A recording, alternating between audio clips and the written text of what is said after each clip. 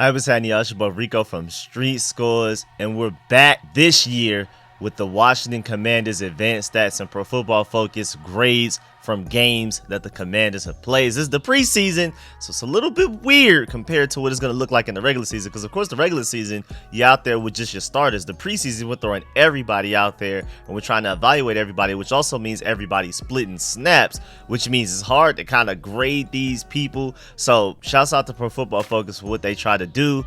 Disagree with them a lot, man, but it's still like a lot of work to do what they do, and preseason has to be the most difficult because instead of evaluating maybe like 30-40 people, you're out here evaluating like 90 per team almost during the preseason. So hey man, shouts out to them. But some of the most important things that I want to discuss today are about the advanced stats, because they're really telling as far as like the running backs and how much they'll be used in the passing game under Eric Bieniemy's new offense, as far as who are the top 2 receivers, what it looks like so far.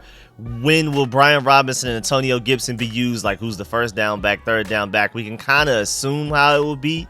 But again, this preseason game against the Browns was pretty telling in certain ways. Now, granted, Eric Bieniemy didn't want to show all of his cards, so I'm pretty sure we can't completely just assume that a lot of what happened in that Browns preseason game will be what Eric Bieniemy throws out there in the regular season, but you never know. But before we dive into all that, make sure you stiff arm the like button, stiff arm the subscription button, and stiff arm the bell next to that subscription button so you get notification each and every time I release an informative and opinionated video just like this one. I will be still coming out with my training camp breakdown for what happened today, day 15 of training camp. So make sure you stay tuned for that later on the day. And yeah, man, I'm just excited, man. We got football back. I know I keep saying it, but that's like really big for me, man. So make sure I stay tuned for all of the content, because I'm coming out with daily breakdowns of what happens in training camp. I'm releasing the clips in the morning, then I'm doing any breaking news or any other things that I need to talk about, and I'm still working on those rookie film sessions, so stay tuned for all of that. Without further ado, let's get it. You tell your family you're gonna be a commander.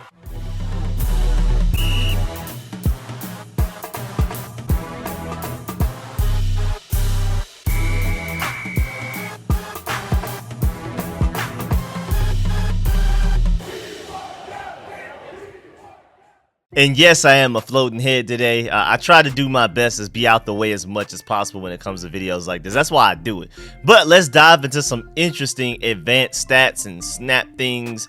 Pro Football Focus pointed out the fact that Brian Robinson and Antonio Gibson split the offensive snaps almost evenly. And just like last year, Brian Robinson played more on early downs, Gibson played more on the late downs, which makes a lot of sense, something that you could assume, but you never know until we go out there and see it. Now, Eric Bieniemy may mix it up. Maybe games here and there will get a little frisky and change that up, but generally that's what you could assume the roles will be for Brian Robinson and Antonio Gibson. We'll see if Chris Rodriguez carves out a role to get the ball and take carries away from both of those guys. Also really noteworthy, Terry McLaurin and Jahan Dotson were almost always the receivers in 2 receiver sets, while Curtis Samuel joined in for 11 personnel. So if there were only 2 receivers out there, it was Terry McLaurin and Jahan Dotson, point blank period. Again, maybe when we get into the regular season, maybe that will change, but when it's 2 receiver sets, those are your top 2. Curtis Samuel only comes in when we have 3 receivers out there, which is really interesting. Also very interesting, Washington never used 21 personnel last season, which is 2 running backs and 1 tight end, but the Commanders used it once with the starters Friday night against the Browns, and then also they only used 20 personnel 3 times all of the last season, and already used it once with the starters against the Browns as well.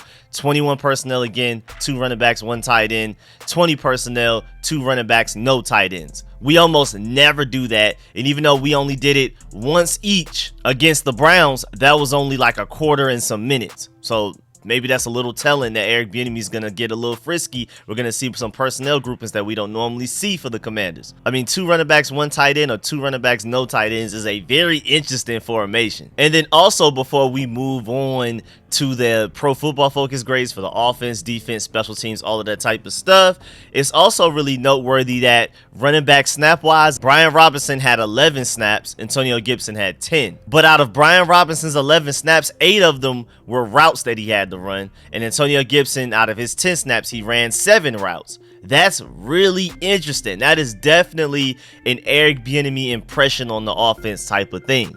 These guys are going to be running routes way more often. They'll also get carries, of course, the running backs, but And Brian Robinson out there running routes for 8 of his 11 snaps is very telling. Antonio Gibson, 7 of his 10 snaps. I mean, you kind of expect that a little bit, but Brian Robinson, and don't forget, man, this man is very underrated in the receiving game. He was receiving deep targets from Sam Howell today, like deep along the sideline, like literally a deep bomb.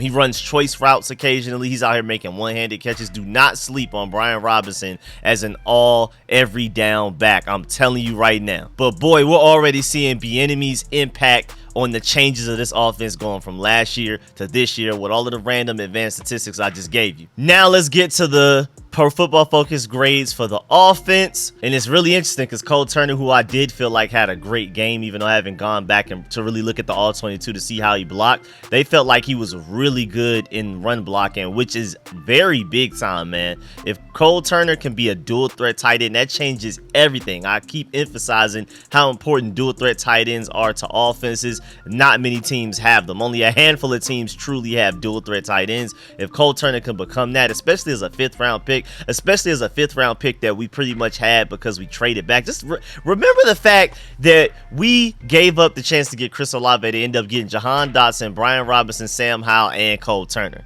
I do not want people to forget how crazy that trade back was and how franchise changing that is for us, because Cole Turner is growing into a dual threat tight end. I know I'm going on a tangent, but we'll see if that actually turns into something concrete or if that was just like a quick little preseason thing. Only played a couple of snaps, happened to have a couple of good run blocking snaps, but is that truly who he is? We got to see. Sam Howell looks like a potential franchise quarterback. Brian Robinson is technically our #1 running back, even though I feel like Antonio Gibson is ridiculously talented. But either way, that's a two-headed monster right there.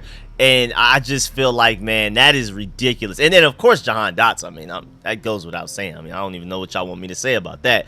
Moving on, though, I mean, they feel like he had a 2.3 grade on pass block. I've never seen a grade that low for anything in my existence of looking at Pro Football Focus grades. So I don't know what happened. I guess probably one snap that he had to pass block. He must have been absolutely terrible, like just completely abysmal. Like literally just picked up the defensive lineman and carried him to Samuel Howell himself. Like literally escorted him, gave him a handshake, gave him some food on the way as well. Made sure his flight was comfortable. Like I just can't see how you can know the 2.3 grade in anything, especially pass blocking. I mean, you literally had to escorted him on the red carpet to Sam Howell and gave that man amenities and everything. Moving on, Mitchell Tinsley, I felt like had a good game as well. 76.3 overall grade. Chris Rodriguez, really interesting because his pass blocking was a 72.4. That's very noteworthy because running backs were definitely looking to see if you can pass block. Can you be on the field and pass block in situations? With running backs, we don't want you to be the type of running back we can only have you on the field when we're running the ball, because just like dual threat tight ends, that tells the defense everything they need to know. If you're a tight end that can only block or only pass, well, catch the ball, then that just already tells the defense what the offense plans on doing just by you being on the field before the ball is even snapped. Same thing with running backs. If you're not known for being a good pass blocker, or at the very least a consistent pass blocker that can at the very least get in the way of a DB or a linebacker blitzing late, or I hope to like sort of slow down a defensive lineman, at least do that with some good technique, some IQ, some awareness. It's not all just physical ability. But I mean, if you're a running back that all you could do is run the ball, you can't pass block, you can't catch. When you're on the field, the defense knows we're running the ball. So that's very noteworthy that Chris Rodriguez, Pro Football Focus, feels like he was a good pass blocker. And that's why I got to emphasize feels like. You know, these aren't just definitive grades where we know for a fact that he was a great pass blocker. I got to go back and look at the all 22 to, you know, come up with my own opinion on it. You need to do the same as the viewer of this video. We all need to do the same and go back and look at that game, even if you don't have access to the all 22, because I don't yet either.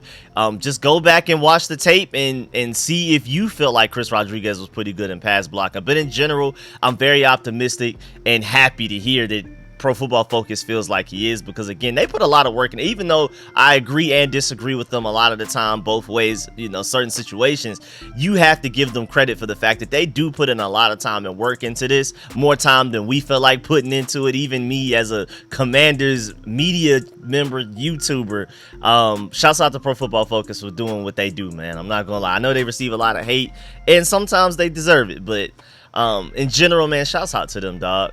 And then Byron Pringle, I felt like had a really good game as well, 74.3 overall grade. And then just going down, Alex Akambulu is really interesting, like super duper backup tackle, not making the 53-man roster. That's interesting. But then also starter wise, Sam Howell, Jahan Dotson, De'Ami Brown all had good grades as well. Really interesting. Jacoby Brissett clearly had a lower grade than Sam Howell, which I expected going into the game and which I also expected leaving the game. I thought it was a bigger gap than that, but that's cool. Derek Gore had a pretty good game, but not as good as Chris Rodriguez. I'm not surprised. Brian Robinson out there with the starters. And it just goes on and on and on. And I mean, I guess the real interesting things is that Andrew Wiley, of course, had a really low grade. As expected, he was really bad. I think that 26.5 is pass blocking. Yes, it is. Ooh, boy, we got to be better there. But also, I just want to point out that the offensive line wasn't as bad as a lot of us originally thought leaving that game. But we'll dive into that once we get into offensive line grades and stuff like that specifically. But I just kind of wanted to give y'all that general look. When it comes to receiving, Cole Turner not only was our highest graded defensive player period, but he was also our highest graded receiver amongst everybody. Like Terry McLaurin, they got him all the way down here to 54.7. Like, golly. Curtis Hodges, of course, with that drop, I mean, I don't know what you expected. The only time you were out there, you dropped the pass that was thrown straight to you. I don't know what you wanted. I don't know why John Bates isn't out here, because he also dropped the only target that he had, so that's really interesting. But everybody else wise, I'm not really surprised. Mr. Tinsley, Byron Pringle, Jahan Dotson with the touchdown and everything. I'm not surprised. De'Ami Brown, I felt like was pretty good out there. I'm surprised his grade isn't even higher than that. Then moving on, rushing grades, Chris Rodriguez, according to Pro Football Focus, was our best running back. And it's hard to argue against that. I mean, every time he touched the ball, it seemed like he was getting 7-8 yards. So I'm not surprised there. Brian Robinson had a good run. I don't know why Antonio Gibson is this far down. And I don't know how you rate fumble. Like, if nobody fumbles, I guess it's like specific ways that they carry it. Do they have it in their left hand when they're along the left sideline and the defense is to their right trying to get the ball out of it? I don't know how specific this gets. It's really interesting, though, to look at these grades. Jake Fromm even got a running grade. Now, of course, it was a 58.1 because he's not a runner. As a Georgia Bulldog fan, I know that. But it's really interesting that he even received a grade for that. And even my boy Sam Howell ran the ball a little bit, got a little bit of a grade there. Jacoby Brissett was graded a better runner slightly. We'll see how that goes, though. I love Sam Howell's mobility. I expect those grades to be higher in regular season games when we really utilize it, run some RPOs and stuff like that. Now, blocking wise, I also want to take a look at some advanced statistics when it comes to blocking as well. Like, before we start to dive into the grades, I just want to take a look at who allowed the most pressures. So, like right here, this is Trent Scott. You know, you can't see the name on the screen, but Trent Scott allowed 1 pressure. Charles Leno allowed 2 pressures. 2 of them were hurries. No hits, though. You know what I'm saying? Not too bad. Tyler Larson had a pressure. It was a hurry as well. And then Nolan Laufenberg had a pressure. Andrew Wiley, of course, had 2 pressures. Obviously, 1 being a hurry, 1 being a hit, allowing that safety. He also had a holding penalty that would have brought back a John Bates catch if he would have caught it, which would have sucked. So that was another bad play. And then Cole Turner, man, I mean, his pass blocking 2.3. I don't know what he did, but he allowed a pressure and a hurry. And I mean, I know that he allowed a pressure and well, which is the hurry. I mean, only 1 pass blocking snap, I'm assuming. Oh no, he had 2 pass blocking snaps with a 50% efficiency. That's interesting. But yeah, man, a 2.3 is crazy, dog. I don't know what you did for it to be a 2.3. I felt like if anything, it would be like a 50. You had 1 good one and 1 bad one. I don't know, man. I've never seen a single digit number on Pro Football Focus that I can remember, man. That's bad. Now, going back to the grades, Cornelius Lucas was our best pass blocker according to Pro Football Focus. Aaron Montero right behind him. Chris Paul, that's very encouraging because I'm rooting for him to win the starting left guard spot. Samuel Cosme, our starting right guard. That's very, very noticeable. Braden Daniels, that's very encouraging as well because they're trying to develop him into a franchise left tackle, but he's still very raw.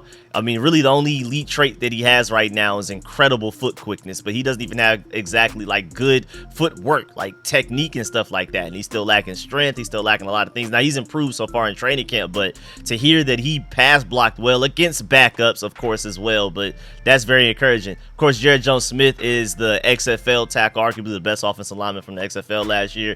He's trying to find a way to make this team. Nick Gates at center, our new starting center as of right now, until Ricky Strongbird is able to surpass him to start over him. He's got to prove it, though, in training camp, most notably some of these upcoming joint practices with the Ravens and preseason. We'll see if that happens, but that's really notable that as of right now, Nick Gates is our starting center. For him to look good in the pass blocking, that's really cool. John Bates, of course, great run blocking and pass blocking. That's what he's here for as a tight end. Of course, his overall grade, because of his inability to receive the ball with that drop pass he had from Sam Howell, is why his grade is so low. But blocking, that man gonna block him. He gonna block. And then Charles Leno, great pass blocking, terrible run blocking, which is interesting. I'm gonna have to go back and look at the all-22 film to really see what was going on there. Of course, Ricky Strongberg, your third-round rookie that we hope starts at center, did not have a good day, but if anything, he pass blocked better than he ran block. We'll see how that goes. And then Mason Brooks, that has all of this hype that's been, you know, really turning heads in training camp and stuff like that,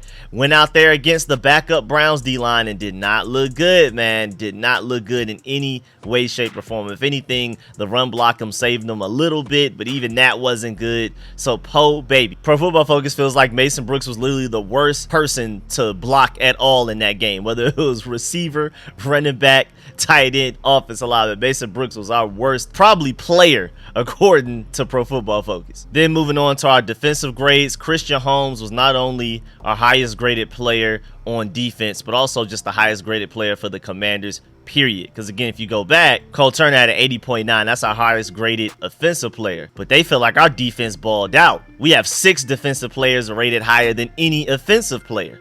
You have Christian Holmes again, Dejon Harris, Danny Johnson, Derek Forrest, Milo Eifler, and Percy Butler. 5 out of the 6 I knew. From what I saw watching live, I could tell these guys were having great games. Christian Holmes was everywhere. When he was on the field, making hits, pass breakups, hitting people to the point that they dropped passes that they should have had, all kinds of stuff. He had arguably the best game I've seen of him since he's become a Commander preseason or whatever. Actually, not even arguably. That was his best game ever I've seen. Maybe even probably his best game of just his life, high school, college, or whatever. That's the only arguable part. Milo Eifler is interesting, though. I'm going to have to go back and look at the tape to see what he did, but they felt like he was our best run defender, point blank period, by far. That man against run defense was dominant. So that's really noteworthy. But also, like I was saying, 5 out of the top 6, I know, but Milo Eifler, I didn't really get a chance to watch him that well. But I'm probably going to go back and look at the all-22 to really see, like, what happened. Like, was Milo Eifler really out there stuffing the run? 91.6 is incredible. I mean, just point-blank period. Again, also, Christian Holmes, Dejon Harris, and Danny Johnson, your top 3 coverage guys, really interesting. Percy Butler, not far behind. Derek Forrest, not far behind them. And then Khaleke Hudson, that's really noteworthy.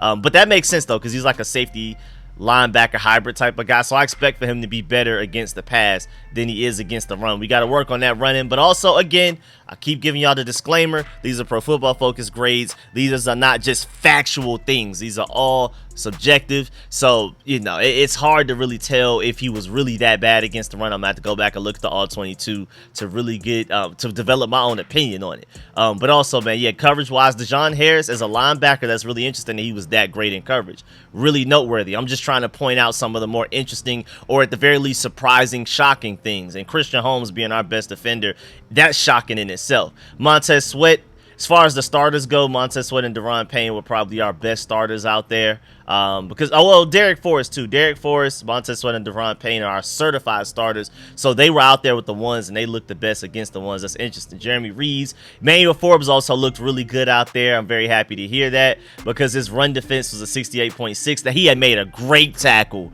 on 3rd and 1 goal line. That was like, oh, okay, we can lay the he's too small.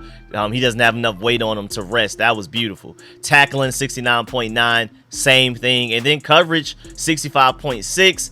Now, I don't believe he was ever targeted. Anybody caught anything on him, but I guess even times he wasn't targeted, I guess guys were open enough to where they felt like he wasn't great, but also not bad. 65.6 is not bad for a rookie at all. And then, of course, Khaleke Hudson, who's fighting for minutes to try to be a part of that rotation with Jamin Davis and Cody Barton. I guess you got to improve your run defense, but the pass defense looked pretty good out there. And there's just a lot of really interesting names out there. Where's Chase Young? I'm curious. Where's Chase? So we got Chase Young all the way 27th. They felt like he was terrible in tackling. I guess that makes sense because he had Deshaun Watson wrapped up on a should have been sacked, and then fumbled it, just completely let him go. But he also got hurt on that play, so I don't know how much they account for that at all. But he doesn't really have any good grades. I mean, his best grade is run defense with a 60.9. I feel like he was pretty good at the very least on that one pass rushing snap. But hey, it is what it is.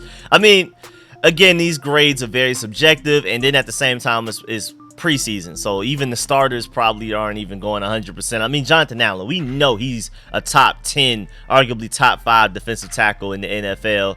Maybe even better than, I mean, you can make a case maybe even higher than that. And for him to have a 48.1 grade, I mean, just don't read into that too much. For Darian Mathis, Jamin Davis, I need better from you. Again, we don't want to look at these grades and just take it as gospel as if you just had the worst game ever, but there has to be some reason they have you this low in so many categories. But at the very least, you were out there flying and you had some good coverage according to them. And then Cody Barton was pretty much terrible in every way but tackling according to Pro Football Focus, so that's pretty funny. And John Ridgway, I feel like he's an elite run defender, so I would expect that to be higher. But hey man, it's just really interesting looking at the grades and seeing what happened. I'll just scroll through slowly. I thought FL Bada had a great game. I'm surprised this isn't higher, but then at the same time his tackling kind of saved him a little bit, so it is what it is.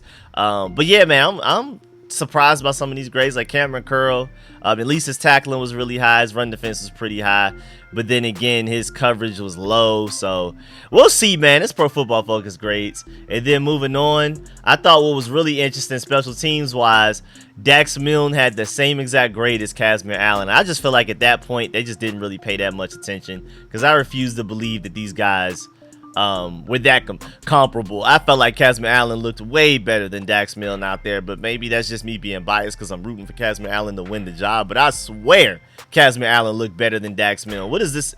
So punt return wise, they felt like Casimir Allen was better.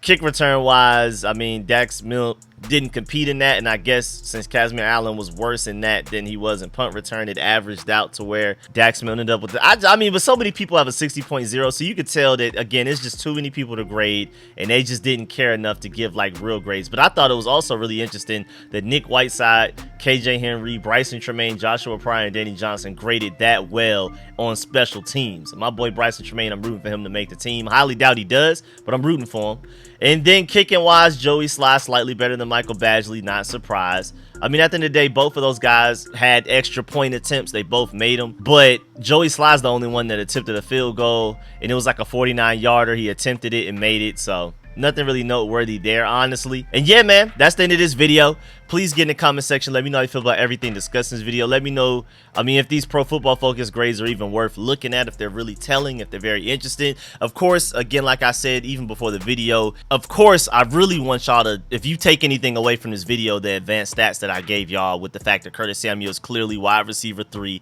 behind Jahan Dotson already. The fact that Brian Robinson and Antonio Gibson are going to be far more involved in the passing game than they've been in previous seasons so far in their short NFL careers. Just all of the random advanced stats like that. The fact that we're going to run some really interesting formations like 21 personnel, 20 personnel, no tight ends on the field, 2 running backs, stuff like that. Those are the most important things I wanted you to take from this video. But also, while we were here, why not dive into the Pro Football Focus grades and, you know, see what we could take from them. Of course, I'm going to try to update y'all on Pro Football Focus grades after every game, preseason and regular season, whenever I can. But yeah, man, let me know if you want me to continue giving y'all advanced stats and Pro Football Focus grade videos like this, of course. And let me know how you feel about the players. Do you agree with Pro Football Focus with a lot of their grades and things like that? Of course, make sure you stiff arm that like button, stiff arm the subscription button, and stiff arm the bell next to that subscription button so I get a notification each and every time I release these informative and opinionated videos, and you get a notification immediately every time as well, not like 3 days later like it tends to happen. So make sure you hit that bell, please, and make sure